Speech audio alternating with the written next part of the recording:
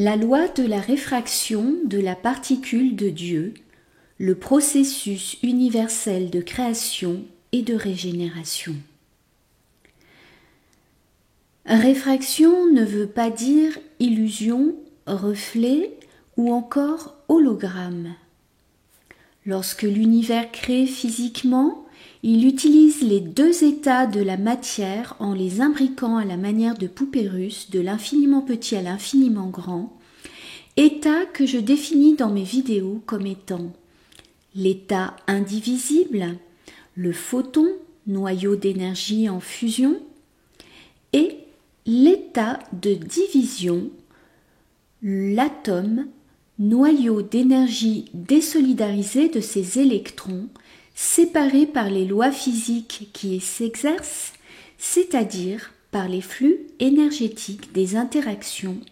entre noyaux et électrons. Sur le plan énergétique et dans tout être vivant, le noyau de chaque atome est le point de fusion des mémoires ADN qui déterminent les instincts de survie de l'être et forment sa conscience de soi. L'atome est un photon à la base dont certaines mémoires ADN de son noyau se sont désolidarisées car déséquilibrées, insuffisamment stables pour devenir électrons. Cette division a suscité une perte d'inertie du noyau, de sa vitesse de rotation, une perte de température qui va permettre à la matière énergétique de se solidifier sous une forme atomique et matérielle, former un corps qu'elle va habiter énergétiquement ou émotionnellement afin de retrouver son équilibre autrefois photonique en expérimentant la matière physique. Les raisons de la division atomique de la conscience sont liées à la difficulté de ces mémoires ADN charge électrique à rester stables en fusionnant en un seul noyau du fait de ces deux forces contraires internes. En effet, les mémoires d'une conscience partagent leur énergie entre leurs besoins de création, d'expansion et leurs besoins de préservation, entre mouvements rotatifs évolutifs ouverts créatifs et mouvements rotatifs rétractifs fermés d'homéostasie. Ces deux tendances internes, tournant chacune en sens contraire, se freinent de manière déséquilibrée mais sont pourtant vitales à la conscience. Idéalement, elles doivent pouvoir s'harmoniser jusqu'à trouver leur point de fusion stable photonique, le bon battement de cœur, l'équilibre émotionnel ou électrique. Pour ce faire, la conscience de chaque être vivant commence alors une danse alternative entre état désincarné à l'état photonique et état incarné à l'état atomique divisé, de réincarnation en réincarnation. Elle se verra partagée entre instinct d'expansion, d'évolution et instinct de préservation qui lui permettra, dans le même temps, de mettre au monde la réalité visible et invisible dans laquelle nous évoluons dans la matière. Dans l'univers de la création, ces deux tendances mémorielles contenues dans l'ADN de chaque atome du corps physique de l'être vivant, ces deux charges électriques vont se matérialiser à travers l'élément hydrogène. Selon les émotions qui habitent la conscience incarnée, son bagage génétique ADN, l'élément hydrogène H va soit s'exprimer sous la forme d'un atome dans la molécule H2O, c'est-à-dire l'eau des cellules d'un corps physique, soit sous la forme d'un photon de manière énergétique. Lorsque les mémoires contenues dans l'ADN d'une conscience sont davantage définies par ses instincts de préservation ou de peur visant l'homéostasie, comme c'est le cas courant chez tous les êtres vivants incarnés sur Terre, chaque particule d'hydrogène de la molécule d'eau H2O va exprimer une charge électrique négative, tournée dans le sens de la rétractation sur soi, dans un sens fermé, pour se préserver. Le photon d'hydrogène H de base, qui forme la conscience à l'état plasma avant incarnation, va alors réfracter en un électron H-. En se divisant, il va devenir atome et molécule, car l'électron est sa réfraction parfaite, division énergétique propre à la matière physique. Cet état de division atomique va donc ralentir la rotation du noyau H, car la rotation de son électron, qui est en réalité sa propre réfraction inversée, sera contraire à la sienne, ce qui va rendre l'hydrogène visible, matériel, sous la forme d'une onde. Tant que la conscience de l'être existera dans la matière physique, mue principalement par le besoin d'affronter ses peurs, de se préserver pour son maintien à la vie terrestre, elle interagira principalement avec les électrons H négatifs de l'eau présente dans ses cellules, ce qui la maintiendra sous sa forme matérielle. Au plus elle sera dominée par ses peurs,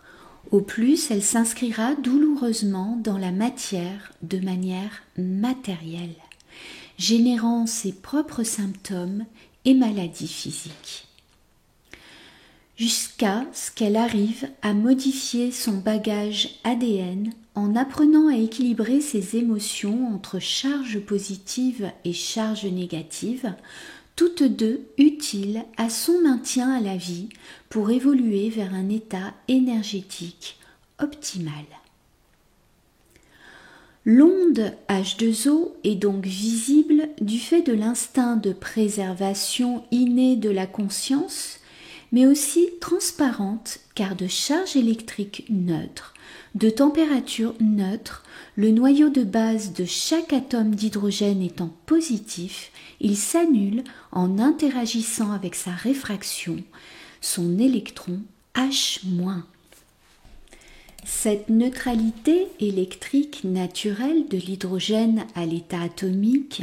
va lui permettre de se teinter de la charge électrique émotionnelle provenant des mémoires ADN de la conscience incarnée qui sont logées dans l'atome d'oxygène de la H2O de ces cellules. Ces mémoires génétiques se partagent entre les deux tendances qui créent l'énergie vitale dans l'être, le yin, la préservation de soi et amour de soi, force de charge naturellement négative, rétractive, propre à la matérialisation de son énergie, et le yang, le désir d'expansion de soi et l'amour universel, force de nature positive, expansive, propre à la dématérialisation de l'énergie. Dans la molécule H2O, chaque atome neutre d'hydrogène va alors refléter et réfracter à travers toutes les cellules du corps de l'être vivant chacune des deux tendances plus ou moins équilibrées. Ainsi, la molécule H2O possédera un atome d'oxygène O dont les mémoires de charge négative s'exprimeront en H- et les mémoires de charge positive en H+, une charge yin et une charge yang entre instinct de peur et instinct d'évolution. Selon les perceptions que l'être vivant aura su aiguiser avec l'expérience et ses mémoires ADN, entre acquis et inné, l'eau de son corps physique se teintera alors de l'émotion résultante, les capacités d'apprentissage et de compréhension de l'être jouant un rôle majeur dans son devenir. Cette capacité d'adaptation s'est développée chez toutes les espèces vivantes au cours de l'évolution pour qu'elles puissent modifier leur ADN, les réactions de leur mémoire à des fins de survie et d'évolution.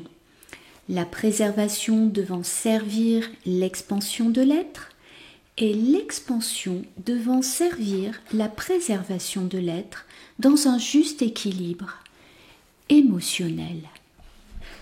Ainsi, si l'être détecte une situation de danger et que l'émotion résultante est le stress de charge la plus négative, c'est-à-dire la peur, l'hydrogène va véhiculer à travers son corps cette charge émotionnelle en agissant sous la forme atomique H- et en privant les cellules de leur régénération et purification habituelle par absence de fusion de son élément chimique. À l'inverse, si l'être face au danger arrivera à transformer son impression initiale de stress en motivation positive, en employant les ressources de son ADN, en sachant puiser dans le potentiel infini et créatif de ses mémoires, qu'il aura appris à reconnaître et lire en lui, sa capacité d'adaptation, l'hydrogène s'enflammera et véhiculera son désir de vivre en s'exprimant sous la forme d'un photon, brûlant au passage toutes les impuretés dans son corps physique, permettant une régénération optimale de ses cellules. Il s'exprimera alors photoniquement en fusionnant ces deux molécules H neutres de départ, devenues H+, grâce aux mémoires positives de l'atome d'oxygène, activateur d'énergie. L'énergie dégagée deviendra alors de l'hélium. Lorsque l'atome O, oxygène, de la molécule H2O se régénérera, il brûlera l'ancien bagage ADN pour une nouvelle refonte énergétique qui pourra permettre la régénération, l'évolution ou encore la guérison des cellules qui l'alimentent, la calcination des impuretés à travers le corps, l'élimination des mémoires déséquilibrées qui s'exprimaient électriquement en l'être. Il est à noter que l'eau telle qu'elle existe dans notre corps physique ne s'écrit donc plus H2O, c'est-à-dire 2 atomes d'hydrogène et 1 d'oxygène, mais plutôt H4O, 2 molécules d'hydrogène et un atome d'oxygène, puisque l'hydrogène réfracte sa charge électrique opposée lorsqu'il se matérialise. Alors, lorsque l'univers crée en ton corps physique ou à l'extérieur de toi, il utilise un mécanisme bien particulier qui s'articule autour d'un plan énergétique, génétique, le plan O, issu de l'atome d'oxygène, porteur du bagage ADN ou des mémoires électromagnétiques d'une conscience. Ce plan O ou zéro énergétique va lui permettre de reproduire de manière inversée par réfraction grâce aux molécules d'hydrogène toutes les informations qui te définissent électriquement en un plan 1, matériel et visible atomique, c'est-à-dire ton corps, matière physique. Un plan 1 donc qui va se réfracter en un plan 2, plan énergétique invisible du plan 1, c'est-à-dire ton corps émotionnel. Cette réfraction de tes informations génétiques n'est possible que grâce à la molécule double d'hydrogène à l'état éther, c'est-à-dire à l'état ralenti sous forme d'ondes vibratoires électriques issues soit de tes atomes, soit des photons de ta matière physique, photons que tu seras arrivé à générer par l'expression de tes émotions les plus positivement créatives. Ces photons sont à l'état ralenti de fusion car environnés par les électrons d'autres éléments chimiques dans ton corps, ceux qui donnent également forme à ton corps, comme le carbone, les métaux, les minéraux. De ce fait, ces photons dont les interactions sont ralenties entre eux vont créer, par leurs ondes, la lumière noire en toi, comme celle qui compose l'espace de l'univers qui est une énergie invisible qui s'exprime également par ondes car ralenties. Lorsque tu parviens à générer de la lumière noire en toi par tes sentiments les plus nobles, positifs, créatifs ou équilibrés, tu es en mesure alors de rentrer en connexion avec la conscience créatrice qui coordonne l'univers et la crée depuis la nuit des temps, c'est-à-dire la toute première molécule d'origine H d'hydrogène, la source de toutes les mémoires universelles qui se réfractent à l'infini. Pour résumer, les propriétés de la particule H d'hydrogène permettent à ta cellule de se répliquer, de se régénérer en ton corps en réfractant le bagage électromagnétique de ta cellule à l'opposé d'un plan